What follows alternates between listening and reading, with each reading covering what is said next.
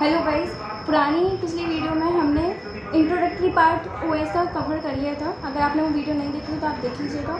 और इस वीडियो में आज हम डिस्कवर करने वाले types of operating system. Types of operating system में उसकी प्रॉपर्टीज़ को भी कवर करेंगे। टाइप्स ऑफ ऑपरेटिंग सिस्टम में पहला जो ऑपरेटिंग सिस्टम आया था वो था batch operating system. Batch operating system की प्रॉपर्टीज़ की बात करें तो पहली प्रॉपर्टी तो इसकी यही है कि ये पहला ऑपरेटिंग सिस्टम था जो कि यूज़ होने में आया था। इस ऑपरेटिंग सिस्टम में होता क्या था कि हमारे जितने भी यूज़र्स होते थे,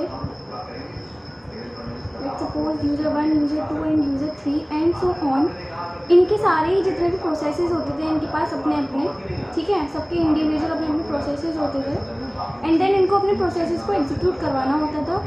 तो इसके लिए इनके पास होता क्या था कि एक बंदा रहता था, ऑपरेटर, ठीक है।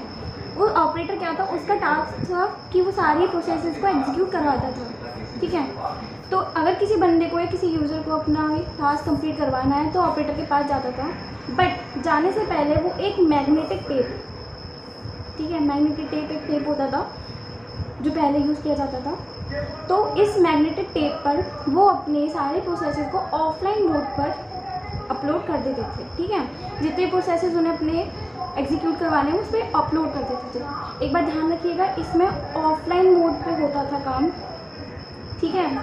तो ऑफलाइन मोड पे वो अपने टास्क को, अपने प्रोसेसेस को अपलोड कर देते थे एंड देन ये मैग्नेटिक टेप, ठीक है, इस मैग्नेटिक टेप को लेके जाते थे ऑपरेटर के पास और कहते थे कि भाई हमारा ये सारे प्रॉपर्टीज़, हमारी सारी जो भी प्रोसेसेस हैं इनको एग्जीक्यूट करवा के हमें चाहिए, ठीक है। बट ऑपरेटर का क्या था कि उसके पास ऐसे कई सारे यूज़र्स आते थे और बोलते थे कि हमारे प्रोसेसेस को एग्जीक्यूट करवा दो। अब ऑपरेटर क्या करता था कि वो यूज़र को बोलता था कि ठीक है, मैं आपके सारे प्रोसेसेस को स्टोर कर ले रहा हूँ अभी, बट आप कुछ टाइम स्पेंड के बाद आना और अपने प्रोसेसेस को ले जाना।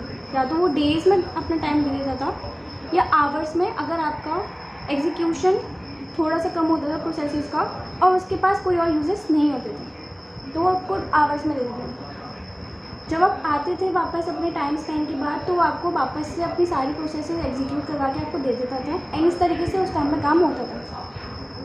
बट इस ऑपरेटिंग सिस्टम की एक ख़ास बात अगर डिस्कस की जाए तो वो ये थी कि इसके साथ एक बहुत बड़ा डिसएडवांटेज था कि ये ज़्यादा नहीं चल पाया था। क्यों नहीं चल पाया था कि रीज़न क्या था कि सपोज़ आपके पास ये सारे प्रोसेसेस हैं, ठीक है। अब इन प्रोसेसेस में क्या होता था कि सारे प्रोसेसेस एक के बाद एक ही एग्जीक्यूट हो सकते थे, ये नहीं कि साइमल्टेनियसली या पैरेलली वो एग्जीक्यूट होंगे, ठीक है। तो सपोज़ P1 एग्जीक्यूट होनी थी, वो हो गई, P2 आई, बट P2 ने बोला कि मुझे कुछ इनपुट आउटपुट डिवाइसेस का हेल्प चाहिए अपने एग्जीक्यूशन को कंप्लीट करने के लिए, ठीक है। तो जब तक वो इनपुट आउटपुट पर अपना काम कंप्लीट करेगी तब तक P3, P4 इन सबको वेट करना पड़ेगा क्योंकि P2 ही कंप्लीट नहीं हुआ है, ठीक है। इसकी वजह से ऑपरेटिंग सिस्टम को ज़्यादा अच्छा नहीं माना गया क्योंकि डे बाय डे यूज़र्स की डिमांड बढ़ रही थी और जैसे जैसे यूज़र्स की डिमांड बढ़ रही थी तो उस हिसाब से फिर हमारे टास्क भी बढ़ते जा रहे थे, जिसकी वजह से हमारे पास मेमोरी और टाइम की दिक्कत हो रही थी क्योंकि प्रोसेसेस को वेट करना पड़ता था एंड ऐसा भी हो रहा था कि multiple processes input output devices के लिए जाती थी, ठीक है। तो इसका सबसे ज़्यादा मेन डिसएडवांटेज था एंड इसलिए ज़्यादा नहीं चला था। इसके आगे और भी ऑपरेटिंग सिस्टम्स आए थे जिसके बारे में हम नेक्स्ट वीडियो में कवर करेंगे। Thank you.